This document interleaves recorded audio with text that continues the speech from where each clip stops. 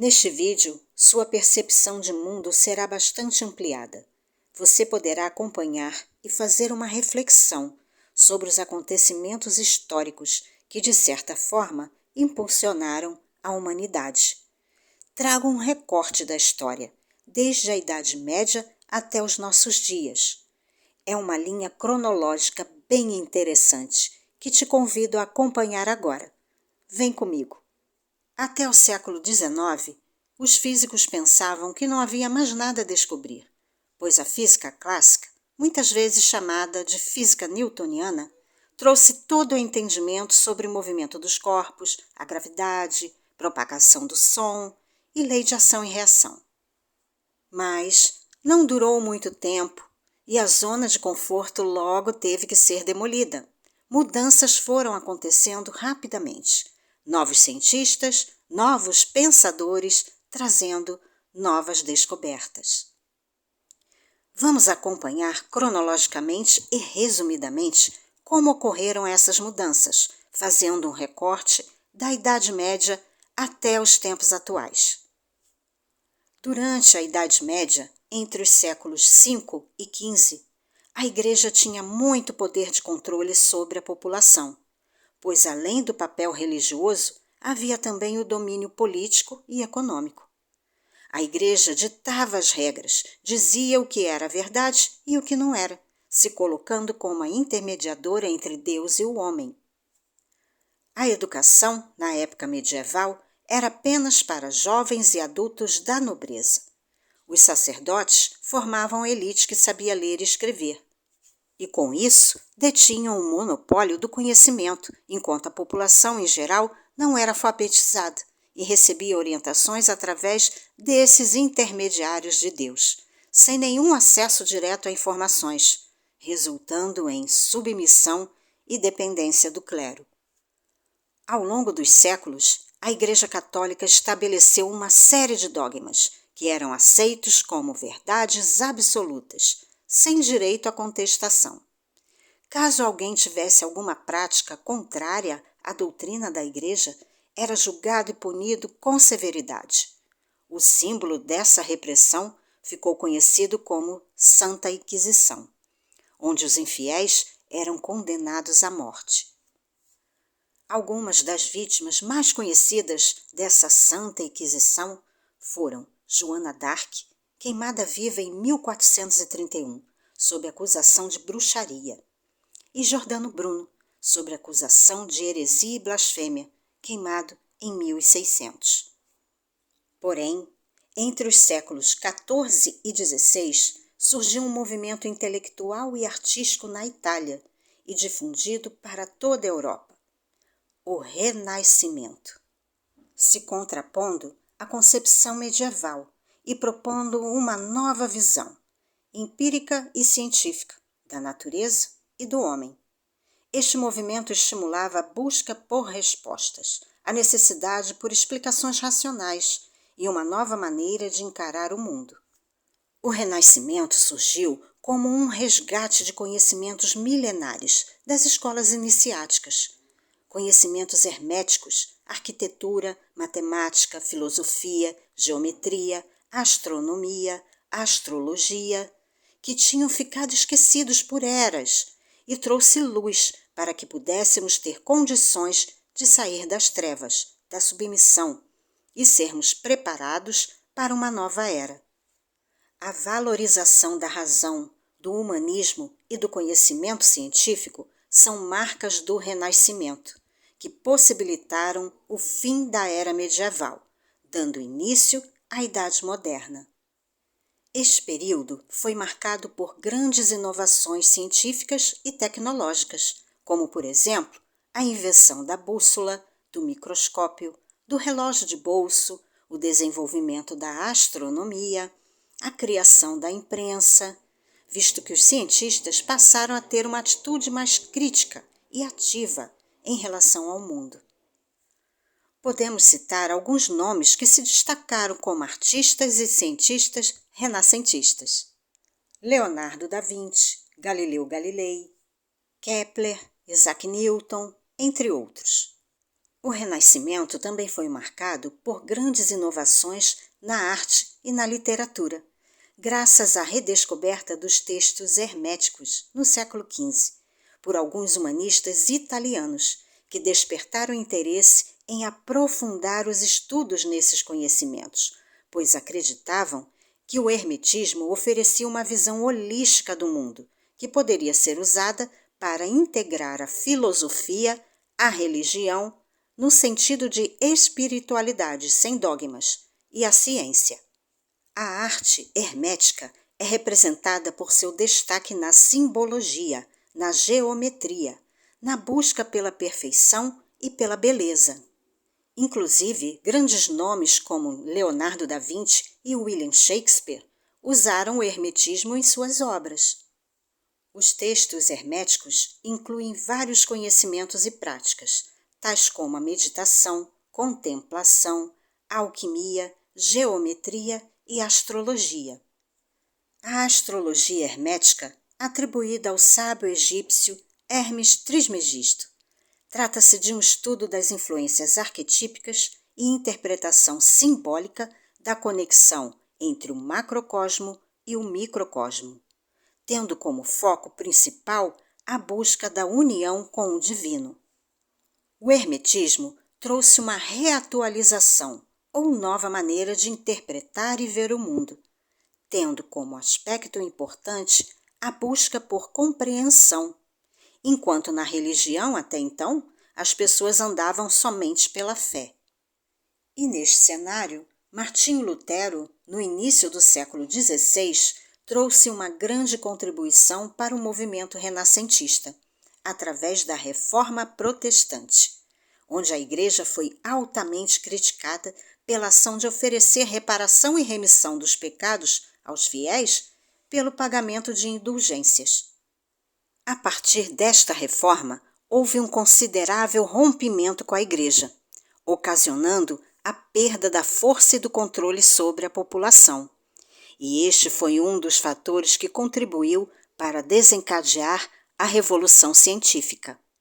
Em decorrência de todas as manifestações anteriores, entre os séculos XVI e XVII começou mais um movimento, que podemos chamar de ciência experimental, através do método empírico, onde alguns astrônomos e físicos se propuseram a observar a natureza para compreenderem o funcionamento do universo, sem serem intermediados por um sacerdote da Igreja.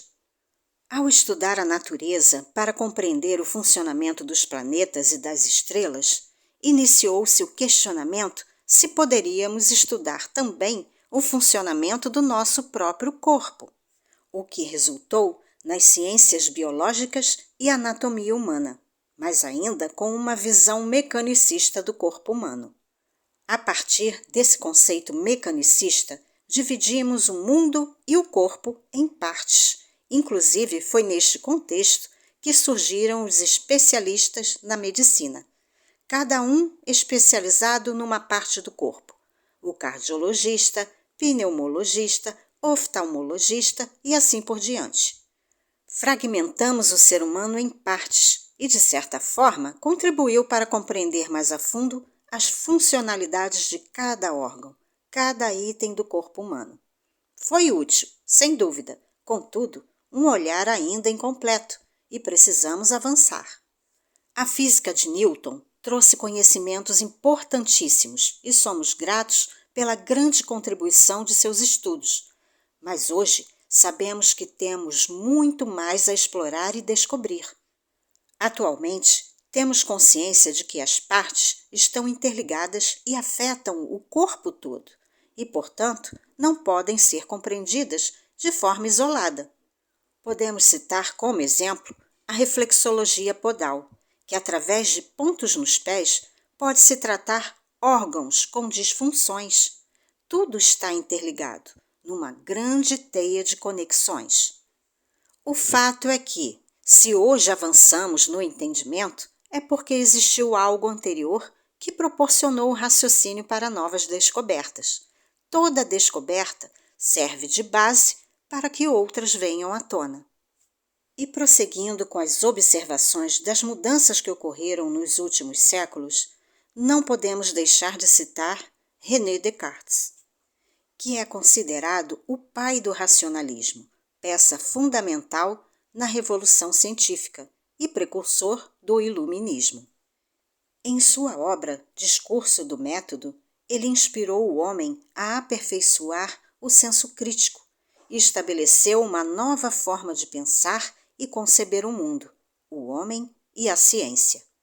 Diante do exposto, podemos considerar que os principais alicerces da Revolução Científica foram o renascimento cultural, baseado no resgate do conhecimento do hermetismo, a reforma religiosa e a imprensa.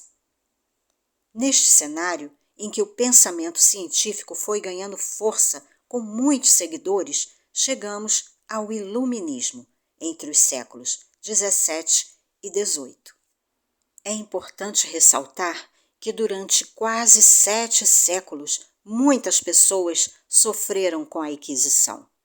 Formalmente, a Santa Inquisição foi criada em 1233, embora antes disso já perseguiam e puniam com práticas de tortura pessoas consideradas hereges ou que tinham teorias contrárias aos dogmas da Igreja. Os que mais sofreram com a Inquisição foram os judeus, os cientistas, os filósofos, as mulheres, consideradas bruxas, por fazerem curas através de ervas medicinais, e pessoas que não seguiam a fé católica. Devido aos movimentos de questionamentos aos dogmas religiosos, a Igreja Católica se viu praticamente obrigada a mudar o posicionamento, para poder se adequar ao pensamento dominante e não perder espaço e poder. E então, em março de 1821, por força da lei, a Inquisição foi extinta. Os iluministas realizavam profundas críticas ao domínio da Igreja, assim como o absolutismo e a concentração do poder dos monarcas. Neste ponto, houve uma grande cisão entre ciência e religião. No século XVIII, as ideias iluministas chegaram ao continente americano, através dos filhos dos colonos de classe alta que haviam estudado em universidades da Europa e tiveram contato com essas teorias e movimentos que estavam acontecendo por lá. No Brasil, inclusive, o processo da Inconfidência Mineira, que ocorreu em 1789, teve como base a influência iluminista, fundamentando a independência do Brasil. Podemos observar que os ideais iluministas tiveram grande influência para o fim do absolutismo e colonialismo, para a liberdade religiosa, como também para a implantação do liberalismo econômico, resultando em movimentos como a Revolução Francesa. Esta revolução foi resultado da insatisfação da burguesia em relação aos privilégios que a aristocracia francesa desfrutava, e também da insatisfação do povo, que vivia em pobreza e muito sofrimento. Entretanto, lamentavelmente, a própria burguesia, que lutou tanto pela liberdade, acabou tendo a mesma postura, ou seja, oprimindo o povo, através da exploração da mão de obra assalariada, utilizada na produção das mercadorias. Karl Marx utilizou o termo mais-valia para se referir a esta exploração. A Revolução Francesa foi um movimento que proporcionou mudanças políticas, sociais e econômicas na sociedade, tornando o pensamento científico independente do pensamento religioso. O seu lema era liberdade, igualdade, fraternidade. Este lema influenciou, inclusive, uma das óperas de Mozart, chamada A Flauta Mágica, que se apresenta como uma alegoria para ilustrar as adversidades que a pessoa passa para sair das trevas da ignorância em direção à luz do conhecimento. Os conceitos de liberdade, igualdade e fraternidade podem ser observados em vários momentos da ópera. E foram esses conceitos e valores liberais da Revolução Francesa que, ao final do século XVIII, impulsionaram o movimento conhecido como Revolução Industrial, na Inglaterra, que se iniciou com o desenvolvimento da máquina a vapor, permitindo o aumento da produtividade e custos reduzidos.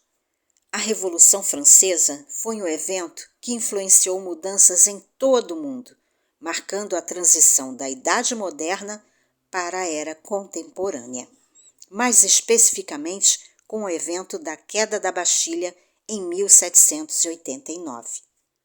A Idade Contemporânea é caracterizada como um período de desenvolvimento industrial e de expansão do capitalismo como sistema econômico. Os conhecimentos adquiridos ao longo dos anos foram sendo utilizados para explorar recursos naturais, a fim de obter mais lucro e conforto. O materialismo foi ganhando cada vez mais espaço e o lado espiritual ficando praticamente adormecido. A exploração de recursos naturais de maneira exacerbada mostrou claramente a visão de mundo que se consolidava, onde a espécie humana se colocava como superior à natureza, sem perceber que faz parte dela. A liberdade ilusória de achar que pode explorar, poluir, maltratar, sendo que depende dela para viver. Somos interconectados e interdependentes. Se eu poluo a água, é desta água que eu vou beber. Se eu poluo o ar, é este o ar que vou respirar. Conseguem perceber que a exploração atinge o próprio ser humano? Abrindo um pequeno parêntese, vale destacar que na filosofia yoga, com sua origem há mais de 5.000 anos na Índia, os rishis, que eram os videntes e sábios, observavam a natureza para compreender o papel do homem perante o equilíbrio do ecossistema. Eles observavam a terra e viam o quanto nós precisamos cuidar dela, visto que é de lá que extraímos o nosso alimento, assim como a água, o ar, tudo está numa teia de interconexões, resultando na interdependência. Os recursos naturais são elementos essenciais à existência do ser humano e à manutenção da vida. Se exploramos de maneira exacerbada, sem cuidado, sem reverência, sem respeito, estaremos envenenando nossos próprios corpos. Há 5.000 anos, a cultura indiana já sabia disso, mas por vezes ignoramos a sabedoria de culturas orientais, valorizando somente o Ocidente. Fechando parêntese. Nesta etapa, ciência e religião se distanciaram cada vez mais, a ponto de podermos dizer que a ciência se tornou tão dogmática quanto a religião. A repulsa era tamanha que o ceticismo dogmático passou a fazer parte da visão da maioria dos cientistas. Qualquer assunto sobre coisas espirituais causava antipatia e aversão, talvez devido ao trauma causado pela Inquisição da Igreja Católica. Essa visão acabou refletindo e influenciando a vida da maioria da população. O ceticismo, o materialismo, o consumismo, a competição. Podemos dizer que saímos da posição de fé cega ao materialismo selvagem, do 8 ao 80, de uma polaridade à outra, um posicionamento extremo e radical, quando poderíamos estar caminhando para uma fé racionalizada e não confundir espiritualidade com religião, o que seria o ponto de equilíbrio. Extremismos são tóxicos e levam pessoas a ideologias radicais, intolerâncias, divisões e exclusões. O caminho do meio, proposto por Buda, é considerado mais sensato, ressaltando que caminho do meio não é a posição de em cima do muro, e sim de flexibilidade, de ponderação, de diálogo, de abertura para novas perspectivas. O materialismo excessivo causou um verdadeiro colapso no planeta. Todavia, A dinâmica do universo é perfeita e estamos sempre sendo convidados à homeostase. Assim sendo, o ceticismo e o materialismo foi colocado em xeque, com algumas descobertas que veremos a seguir. E esta será a oportunidade de seguirmos em direção ao equilíbrio, o caminho do meio, onde a ciência e a espiritualidade poderão caminhar juntas, trazendo a harmonia e uma melhor compreensão do propósito da vida. Mas acompanhemos ainda mais alguns acontecimentos. Com a perda do referencial da igreja, as pessoas ficaram um pouco desorientadas, sem saber ao certo o caminho a seguir. Estavam tão acostumadas a serem guiadas e doutrinadas que a sensação da liberdade trazia uma certa insegurança. Como explicar certos fenômenos que estavam surgindo? Quem poderia agora desvendar os mistérios do universo? Como se daria a comunicação com o plano divino? E neste momento histórico, em que a religião estava bastante desacreditada devido aos movimentos iluministas e os avanços da ciência e tecnologia, em meados do século XIX surgiram duas correntes filosóficas e espiritualistas, trazendo novas reflexões sobre a questão da vida e da morte. A primeira que surgiu foi a doutrina espírita, o kardecismo, com a publicação do Livro dos Espíritos, em 1857, na França, pelo pedagogo, filósofo e educador Allan Kardec, demonstrando que existe vida após a morte, a reencarnação, vida em outros mundos e a evidência da lei da ação e reação, ou causa e efeito. Alguns estudantes brasileiros e pessoas que viajaram para a Europa começaram a trazer essas boas novas dos franceses, dando início à divulgação do espiritismo no Brasil. A doutrina espírita ganhou impulso e se popularizou no Brasil por meio das obras psicografadas de Chico Xavier, entre elas Brasil, Coração do Mundo, Pátria do Evangelho, A Caminho da Luz e Nosso Lar. A segunda corrente que surgiu foi a Teosofia, fundada em 1875 em Nova York, Estados Unidos, por Helena Petrovna Blavatsky, que objetivava aprofundar ainda mais a compreensão sobre a realidade, apresentando detalhes sobre a cosmogonia, a antropogênese, os vários planos cósmicos, caminhos de autoaperfeiçoamento, as forças ocultas da natureza, entre outros variados temas. O primeiro livro, publicado por Blavatsky, considerado um texto-chave em seu movimento teosófico, foi Isis sem Véu, uma chave mestra para os mistérios da antiga e moderna ciência e teologia, publicado em 1877. Em 1888, publicou A Doutrina Secreta, síntese da ciência, religião e filosofia. Em 1889, publicou A Voz do Silêncio, entre outros. Paralelamente às doutrinas filosóficas espiritualistas que surgiram no século XIX, nasceu também a teoria da evolução das espécies, criada pelo naturalista e cientista britânico Charles Darwin, que estabeleceu a lei da seleção natural. Darwin viajou pelo mundo investigando o modo como as espécies se comportavam e se relacionavam. O interesse dele não era especificamente a respeito de como a vida começou, mas do porquê as espécies se comportavam de determinada forma e possuíam certas características.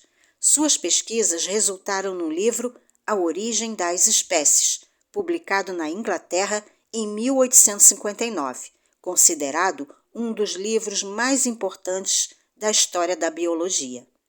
Mas nem tudo são flores. Devido à falta de conhecimento no campo da genética, Darwin deixou algumas lacunas em sua teoria, pois não teve condições de explicar como surgem as variações entre os indivíduos de uma espécie e como as características são transmitidas de uma geração para outra. Atualmente, temos pelo menos 3 versões que tentam explicar a origem dos seres humanos. Temos a versão religiosa, que é o criacionismo, temos a versão filosófica espiritualista e até mesmo científica, que é a teosofia, antroposofia e a espiritologia. E temos a versão científica, que é o evolucionismo. Entendendo religião como um conjunto de crenças e doutrinas que norteiam a espiritualidade das pessoas e influenciam na maneira de pensar e agir. Cito algumas que elaboraram suas próprias versões sobre o criacionismo: o budismo, taoísmo, hinduísmo, islamismo, judaísmo, xamanismo, cristianismo, shintoísmo, religiões de matriz africana, seja Umbanda, Candomblé, entre muitas outras. Como podemos verificar, o cardápio é bastante variado, e esta variedade de versões fez com que a origem dos seres humanos se tornasse um tema polêmico e inacabado. Inclusive, a interpretação das doutrinas são feitas de acordo com a bagagem interna de cada pessoa ou de cada grupo. E quando um conhecimento é deturpado ou utilizado para interesses obscuros, o resultado é destruição e sofrimento. Mas, apesar das várias visões de mundo, é interessante observar as semelhanças entre as colocações de certas religiões, como, por exemplo, a característica tríade da criação. No taoísmo, o Qi se refere à grande energia que permeia todo o universo. E a partir desse Qi, temos as polaridades Yin e Yang. No hinduísmo, Brahma representa a criação, tendo Vishnu e Shiva como as energias de conservação e destruição, respectivamente. No cristianismo, Deus o Pai, o Filho e o Espírito Santo. Esta característica tríade também foi encontrada pela ciência ao estudar o átomo, prótons, nêutrons e elétrons. Seria coincidência? Vamos observando. Outra semelhança interessante nos relatos de diversas civilizações é sobre o dilúvio. Não se sabe exatamente qual a origem do mito do dilúvio, porém, essa história é representada por boa parte das civilizações conhecidas. Esta narrativa foi descrita pelos sumérios, assírios, maias, egípcios, gregos e atualmente a ciência confirma que não resta dúvidas sobre a ocorrência de um dilúvio. Se vários povos de diferentes épocas e lugares narraram o mesmo acontecimento, embora com versões distintas, é de se aguçar a curiosidade dos cientistas, sem dúvida. Vejamos agora os grandes avanços entre os séculos XIX e XX. A partir de 1900, surgiu a física moderna, marcada pela apresentação da teoria da mecânica quântica por Max Planck, pela teoria do caos, que introduziu um elemento de incerteza na nossa leitura do universo, e pela teoria da relatividade, que observou que o tempo é uma ilusão, na medida em que pessoas vivem tempos distintos, ou seja, o que é passado para alguns é futuro para outros. Com o advento da física quântica, os estudos sobre o átomo tornaram-se muito interessantes e despertaram a curiosidade em alguns cientistas. Para compreender os avanços das pesquisas em relação ao átomo, vamos acompanhar a evolução do modelo atômico através da cronologia dos acontecimentos. O primeiro modelo apresentado foi o modelo de Dalton, conhecido como bola de bilhar. Foi proposto em 1803, que havia retomado as ideias de Demócrito. Para Dalton, o átomo era uma partícula esférica e indivisível. Este modelo não enxergava as subdivisões como prótons e elétrons. Em 1898, Thomson atualizou o modelo atômico ao contestar a ideia de que o átomo era indivisível, pois ele descobriu a existência de partículas subatômicas negativas que compunham a matéria, denominadas elétrons. Este fato mudou a maneira como o átomo era percebido e fez cair por terra séculos de crenças, onde tudo se resumia na visão de que o átomo era uma esfera maciça como uma bola de bilhar. Por volta de 1911, Rutherford reformula o modelo atômico afirmando que o átomo era constituído de um núcleo carregado positivamente com uma eletrosfera. Porém, este modelo apresentava ainda algumas inconsistências. E então, o jovem físico dinamarquês Niels Bohr resolveu se dedicar ao estudo do núcleo atômico para aprimorar o modelo proposto por Rutherford, utilizando a teoria quântica que havia sido fundada em 1900. Bohr acreditava que seria possível criar um novo modelo atômico capaz de explicar o comportamento dos elétrons. Este jovem, com apenas 28 anos, acabou se tornando um dos físicos mais famosos, ao publicar a sua teoria, onde dizia que os elétrons se movem em órbitas circulares e cada órbita apresenta uma energia bem definida e constante. Apesar do grande avanço da teoria de Bohr, esta também se tornou ultrapassada, devido ao passo seguinte de Erwin Schrödinger. Para este pesquisador austríaco, os átomos possuíam orbitais eletrônicos com probabilidades de encontrar um elétron em determinada posição e descreveu uma equação matemática para explicar o comportamento dual, onda-partícula, da matéria.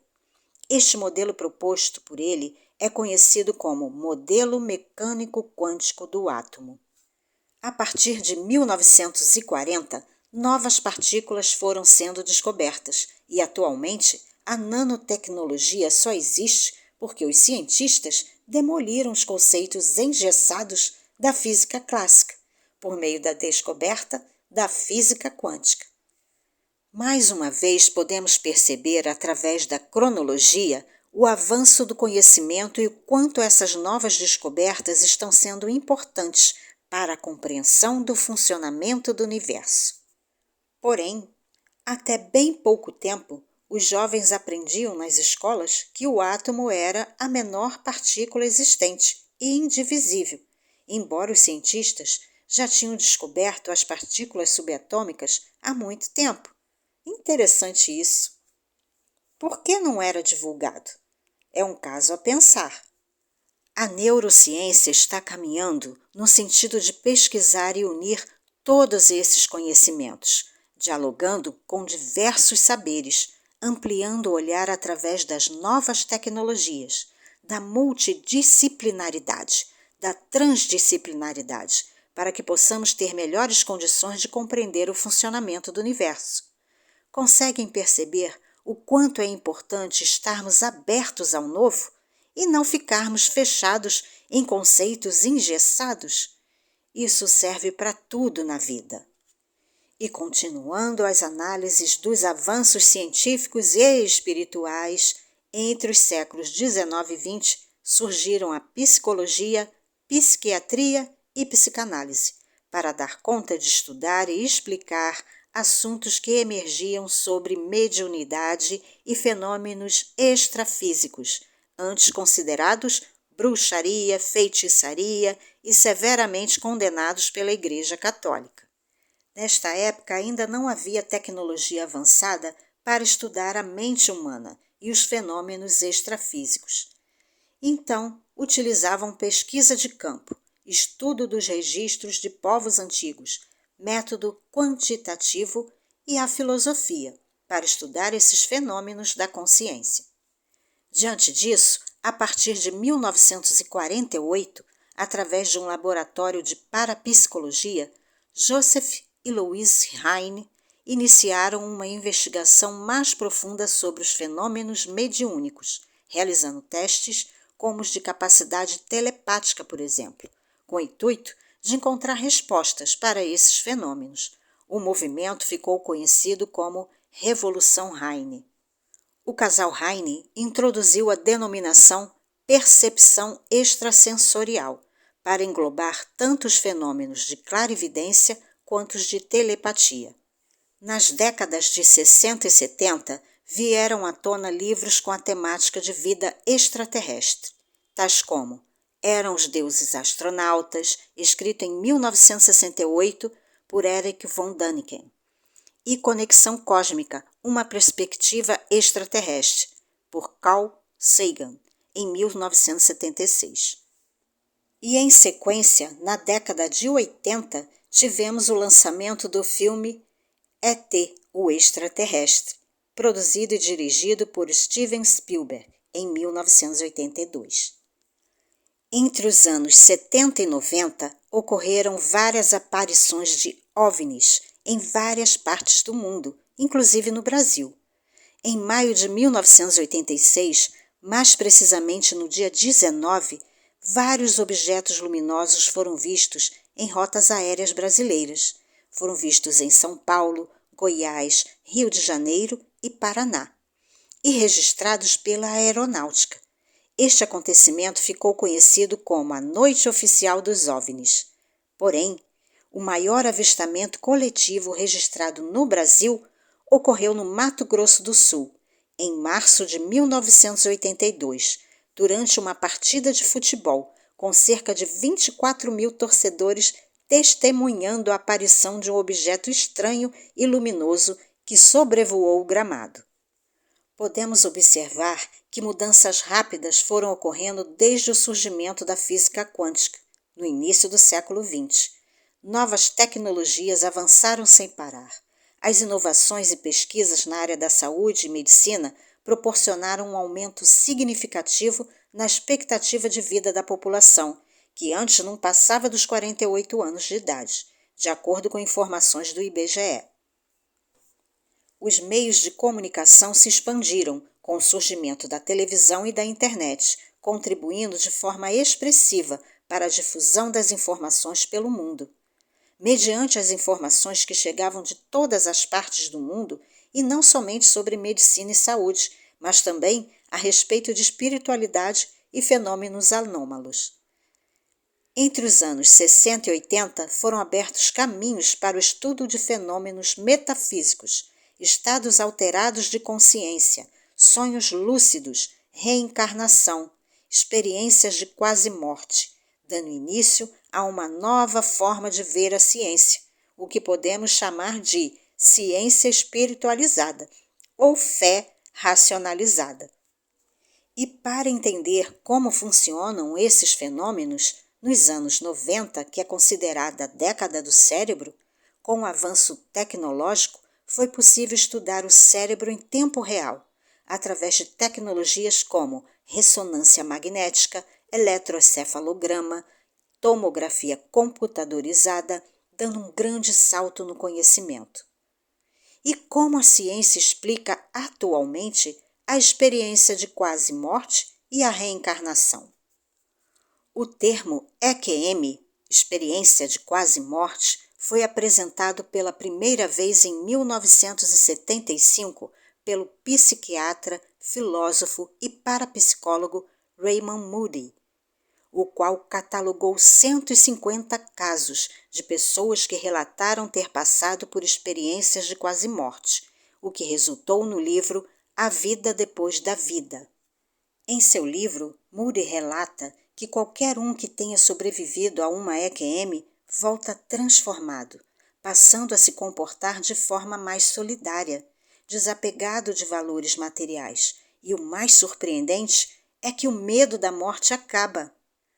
Segundo uma pesquisa feita pelo Instituto Gallup dos Estados Unidos em 1982 sobre a ocorrência de EQMs, aproximadamente 8 milhões de pessoas teriam passado pela experiência de quase-morte. A pesquisa eliminou a possibilidade de se tratar de um fenômeno localizado em somente um estrato social, pois os entrevistados eram de formação cultural e religiosa variada, além de estarem com a saúde mental em ordem, o que também descarta a hipótese de delírio ou loucura. Nos relatos, as pessoas descreveram detalhes muito semelhantes. Elas diziam que tinha um sentimento indescritível de acolhimento, paz e serenidade, uma sensação de desprendimento do corpo físico, sensação de viajar por um túnel, onde ao final podia-se ver uma luz. Durante a experiência, não sentiam dores. Eles tinham recordação vívida dos fatos da vida, como uma retrospectiva. Alguns dos relatos incluíam encontros com parentes ou amigos já falecidos. E, independente da religião, muitos relataram o encontro com um ser iluminado e acolhedor. A ciência também tem trabalhado com temas a respeito da reencarnação, a ciência da vida após a morte. O professor titular de psiquiatria da Faculdade de Medicina da Universidade Federal de Juiz de Fora, Alexander Moreira Almeida, juntamente com Humberto Coelho e Mariana Costa, abordam o tema da consciência humana após a morte sob o ponto de vista científico, no livro Science of Life After Death. O livro apresenta uma investigação científica a respeito da possibilidade da existência da consciência humana após a morte, ressaltando que a questão pode ser tratada através das evidências observadas, saindo somente da visão de crença ou da religião. Nesta obra, são abordadas 3 tipos de evidências: as experiências de quase-morte, pessoas que relatam lembranças de vidas passadas, até mesmo crianças, e as experiências mediúnicas. O professor Alexander Moreira Almeida aponta que existem aproximadamente 3.000 casos investigados de crianças que alegam terem vivido em determinados lugares e as averiguações posteriores realizadas conforme a descrição dessas crianças confirmam que os relatos são verdadeiros. Com essas recentes pesquisas, podemos dizer que iniciou-se o processo de reconciliação entre ciência e espiritualidade, mas com um olhar diferenciado, ou seja, sem vinculação a religiões e dogmas. É uma espiritualidade genuína, onde cada pessoa tem a capacidade de pesquisar, analisar e se conectar com a fonte divina, com sua essência, resgatando sentidos adormecidos, como a intuição e a telepatia, por exemplo. Mediante a cronologia e contextualização dos fatos históricos que fizeram movimentos significativos para a evolução da humanidade, podemos compreender o processo que ocorreu desde o Renascimento até os dias atuais. Primeiro, foi o movimento de compreender como funciona a natureza. Logo após, a compreensão de como funciona o corpo humano. E, atualmente, a compreensão de como funciona a mente humana.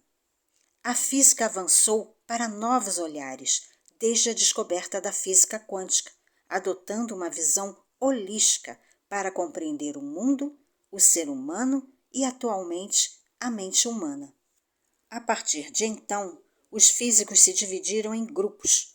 Os materialistas continuaram seu percurso de acordo com o status quo, e outro grupo, o dos físicos quânticos, procurou se aprofundar ainda mais nos estudos sobre o microcosmo, analisando o comportamento das partículas subatômicas e alguns conceitos como entrelaçamento quântico e tunelamento quântico, fazendo um paralelo com fenômenos metafísicos.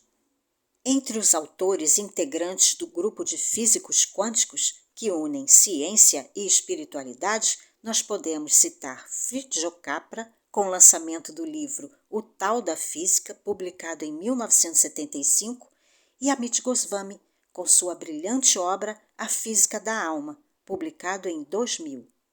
É importante ressaltar que, embora o avanço tecnológico e as novas descobertas tenham sido muito úteis para o desenvolvimento da humanidade, a capacidade de destruição se ampliou muito, pois esses novos conhecimentos também foram utilizados para interesses obscuros, como criação de armas cada vez mais letais, além da poluição e devastação do meio ambiente.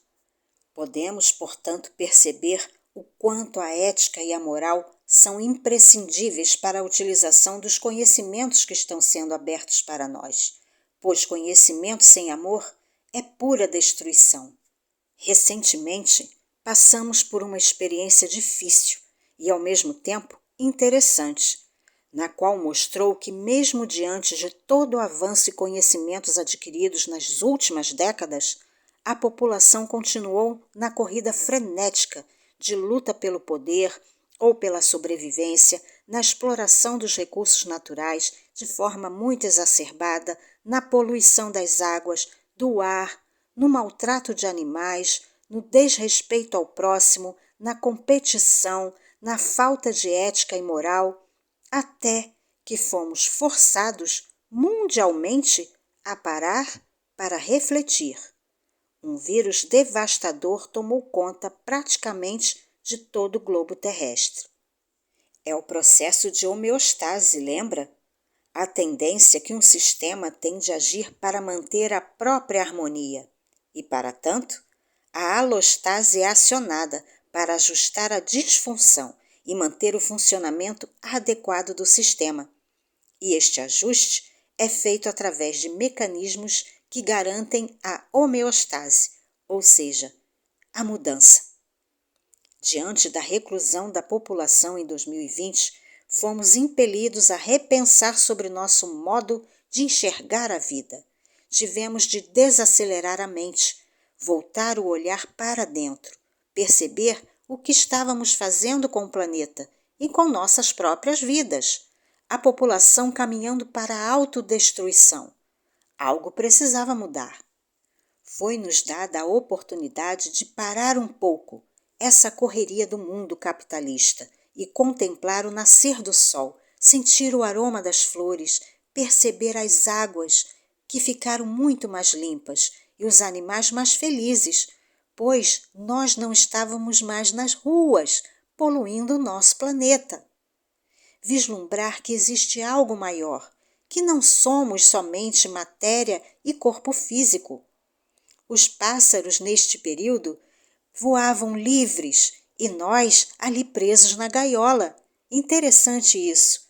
Quem sabe essa experiência proporcionou pelo menos um pouco de empatia para que deixemos de capturar, prender e comercializar esses seres tão lindos, os pássaros. No período de isolamento, novas formas de trabalho foram desenvolvidas, novas ferramentas de interação social, novos olhares. A criatividade teve que vir à tona. Nesses momentos, onde não temos o controle sobre os acontecimentos, o lado racional busca a intuição e a criatividade para dar uma mãozinha. Testemunhamos a teoria do caos e o processo de homeostase em ação. O universo é fantástico e tem sua fórmula perfeita, um sistema autorregulador de fato. Estávamos precisando equilibrar o sistema, que por séculos vem explorando o lado racional de forma exacerbada.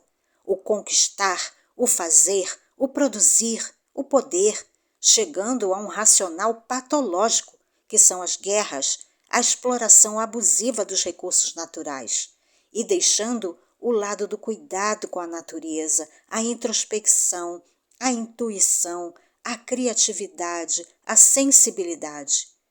Fazemos parte do ecossistema, tudo está interligado. A postura de achar que estamos separados ou que somos superiores é que traz todos os problemas, tanto em relação à natureza quanto aos animais e aos próprios seres humanos. Nossas atitudes afetam todo o sistema, assim como somos afetados. É necessário compreender que todos os movimentos ocorridos séculos atrás foram importantes para incentivar o raciocínio, a criticidade, a evolução da mente humana, assim como para sair da escravidão e submissão. Contudo, é preciso ter a maturidade de observar quando a coisa está passando do ponto de equilíbrio. O racional em equilíbrio não oprime o intuitivo, não oprime o espiritual, o criativo, o acolhimento e a sensibilidade. O racional em equilíbrio não faz guerras, não escraviza, não subjuga, não destrói. A balança estava polarizada e pesada demais no lado racional, resultando em frieza, competição, exploração de recursos e muita violência. E o sistema autorregulador do universo fez um movimento para buscar o equilíbrio. Cabe a nós entendermos o recado.